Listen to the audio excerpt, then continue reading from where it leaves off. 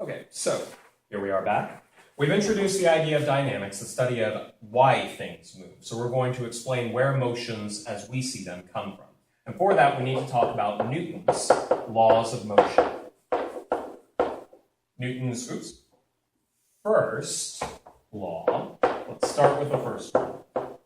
Now, I forgot to mention it in my intro video. These are ascribed to Newton, but you can go back. Even Galileo had kind of an alpha version of these, where it's an alpha version that is later replaced by the beta, and then the final product, that sort of thing.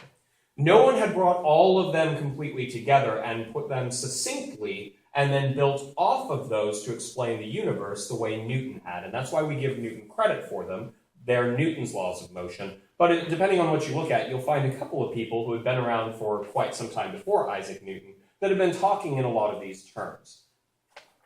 All right, so Newton's first law of motion. It is also commonly called the law of inertia.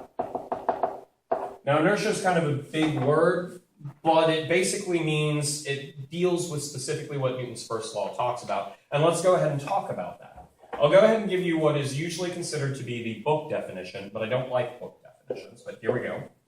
Objects in motion tend to stay in motion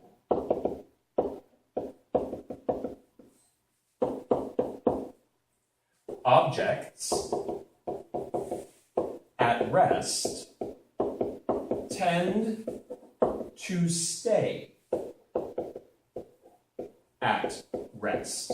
Now, this is kind of the classic writing of it. There are a few things that I want to point out. We're not quite done. I'm going to add a little bit more to this. But I want to point a few things out here. First off, objects in motion, things that are moving, tend to stay in motion. Don't get caught up on the old-fashioned words here. This is kind of the best translation. So far as I know, it's the one I've always heard. I haven't gone back to look at the original Latin myself. The Principia is notoriously a difficult book to read, not only because it's in Latin, but because Newton actually made it that way.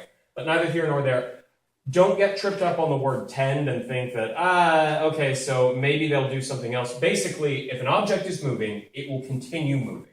And if an object is at rest, which is the physics term for sitting still, not moving, at least with respect to its surroundings, an object not moving will continue not moving. Now, I put little asterisks, little stars there, because there's one part on this. Unless acted upon. So basically what Newton is doing here is setting up kind of station keeping. This is what the universe does. Any object in the universe, if it's moving, it's going to keep moving. And if it's not moving, it will continue to not move unless acted upon. Now, this is a word that shows up a lot. Acted, action, reaction. For our purposes, acted or action or anything like that can be seen as a force, a push or a pull of some kind. So basically what this says is, if something's moving, it will continue moving unless you apply a force to it, you push or pull on it. Something is sitting still, it will continue sitting still unless you push or pull on it. Great. And this is the idea of inertia. Inertia is the tendency to not change your state of motion. That's kind of the technical approach on it. But what inertia means is basically something is going to resist change. It's going to keep doing what it's doing. In fact, we're going to see that in just a moment when I give you my preferred non-book definition. But I want to talk about this for just a minute. Okay, so if something is moving, it will continue to move. And if something is at rest, it will stay at rest. Now, this is the best way to kind of introduce this. The way Newton actually worked with it, it was much more in-depth. As a brief heads up for those of you familiar with it, for the most part, whenever Newton talks about motion, he is actually talking about the momentum. And that is a vector quantity where it's the mass times the velocity. But we're not going to unpack that fully here. There is a lot of unpacking that you can do with words that you think you've got down, like motion and tend and action. There's actually a lot of things that go into that. So we're going to look at it kind of broadly. In short, what this is saying is if something's moving, it stays moving. And one thing that I want to point out on this, that means it will continue moving in a straight line at a constant velocity, constant speed, the entire time. It will not speed up, it will not slow down, and it will not change direction. That's an important thing that is often overlooked here. Newton's first law of motion does still deal with the vectors. So if something is moving, it moves in a straight line, and the only way to get it to move in a not straight line is if you act upon it. This is kind of hidden by the words, but once again, once you get to kind of the later sections, or for those of you familiar with it, motion actually more accurately refers to what we call momentum, which is a vector. So the momentum of an object will stay the same unless you act upon it, apply a force. All right, so that's a little bit of a preview of things to come, but that's one thing that I want to mention while we're here, because it will be important to some of the other physics that we take a look at. Things will not only continue moving, they will continue moving in a straight line unless you act on them. Now, I don't like book definitions, so let me give you my definition for first law. Stuff keeps doing what it's doing unless pushed around.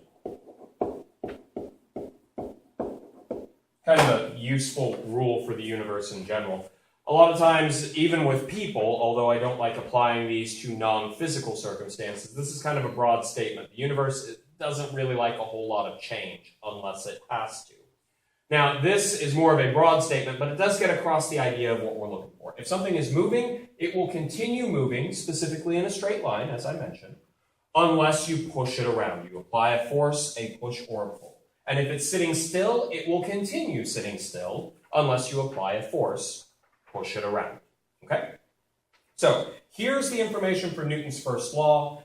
This is one that a lot of people are pretty familiar with, and there isn't a whole lot of confusion. The biggest thing that people overlook in this is implicit in this statement, and easy to overlook, is not only will the thing stay in motion, it will stay in motion with a constant velocity, where velocity is a vector. It will move in a straight line and at the same speed until a force is applied upon it. Okay. Now, if you're only looking for the information of what you would need for kind of modern understanding, then that's where you can stop this video here and kind of skip to the next one. But I'd like to take a few minutes and talk about this in context of the history of science. In particular, this one law here is actually one of the things that helps demonstrate Newton to be the genius that he was. Now, there are some other people who are thinking of these laws in different forms, but for me to put this in context, we have to go back and we have to learn a little bit more about what existed before Newton's time. There was an understanding of physics. There was an explanation for why things did everything that they did, including falling. Newton's not the first person who realized that stuff falls. Everyone knew it, and before Newton's time, people had an explanation for it. It was all set up in Aristotelian physics, and I'll mention this, it was described as natural tendencies, that materials had natural tendencies to go down or up towards the center of the universe, if you will. We'll talk about this a little bit more, that particular part of Aristotelian physics, when we get to Kepler's laws of planetary motion, to put them in historical context as well. But let me tell you what Newton's first law was in regards to Aristotelian physics. So if Aristotle had put together Newton's laws of motion, Aristotle would have a very different first law, and I want to draw your attention to it. Because the first law, when I talk with most students, or most people, they can rattle off this book definition, and they go, yeah, who wouldn't know that? That seems obvious. And it ties into something that bothers me a lot. Many times when we learn about ancient cultures, or our understanding even just before the Renaissance or the Enlightenment, the general consensus that I get from most people is our species were mouth-breathing idiots before the Enlightenment. And that is an unfair characterization. Anyone who actually thinks that does not know much of what people had understood before. A lot of people like to point out that everyone thought that the earth was flat. No one in the Western world of any education thought the world was flat. they thought and understood it to be spherical, a ball. In fact, later on, if you check out some of my videos on Kepler's laws of planetary motion, I'll tell you how Aristotelian physics explained why things fall down, and as a natural consequence of that, Aristotle predicted that the Earth would be round. And there were ancient Greeks who even made measurements of it. Eratosthenes at Syene and Alexandria, and his colleague, whose name eludes me at this moment. But one of the things that I want to get across is, if you have been taught that before the scientific revolution, people were just idiots, you're wrong. And one of the best examples is Newton's first law, because it's one of the ones that Newton actually got a lot of flack for in his time, and with good cause. As I said, those of you still watching this video, there's a good bet that as I went through this, you said to yourself, yeah, sounds great. Who wouldn't know that? This might as well be the iTunes user agreement. You scan it a little bit, sounds good. You scroll to the bottom, you click I accept, and you move on with your life without thinking about what's actually in there. I want you to stop and think about this for just a moment. It says objects in motion tend to stay in motion. They will move forever in a straight line until they are acted upon with a force. It's not moving anymore.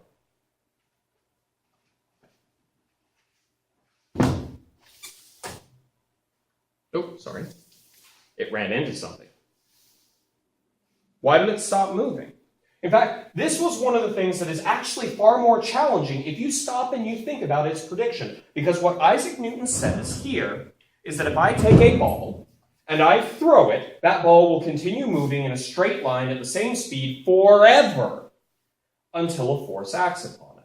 Now, one of the things that's acting upon it that we know is gravity. Newton introduced that as a force. But I want you to stop and think about it. Think about your daily life, because your daily experiences are going to be much greater than pretty much anyone before this time period, but in many ways very similar. Do you ever see objects that move and never stop moving? Odds are good. No, there aren't a lot of things that move and never stop moving. In fact, everything that you encounter on a regular basis, unless you continue pushing it, it will naturally come to a stop. And in fact, in keeping with I'm going to go back a slide that you all didn't see in this video, check out the previous one. In the idea of natural philosophy, you would go in and you would collect understanding of the world around you by making observations. Well, I observe when I push something, it moves for a little bit and then it stops. That's not what Isaac Newton says. Isaac Newton tells me that things are going to move forever unless they're acted upon. That's an important part of this. But as we're going through this, that's a tough sell. That's much more complicated.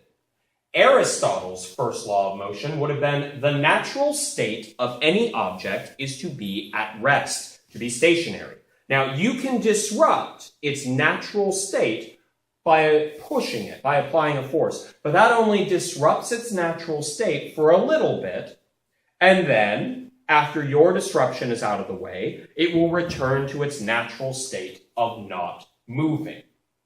That was Aristotle's first law of motion, or at least the equivalent of that. He didn't organize them into laws, but that was his explanation of the natural tendency of objects. Aristotle's understanding was the natural tendency of all objects on Earth will go to a stop. And you can disrupt that, you can push it, that disrupts its natural tendency, but then if you're no longer pushing it, pardon me, it will go back to its natural tendency of being at rest.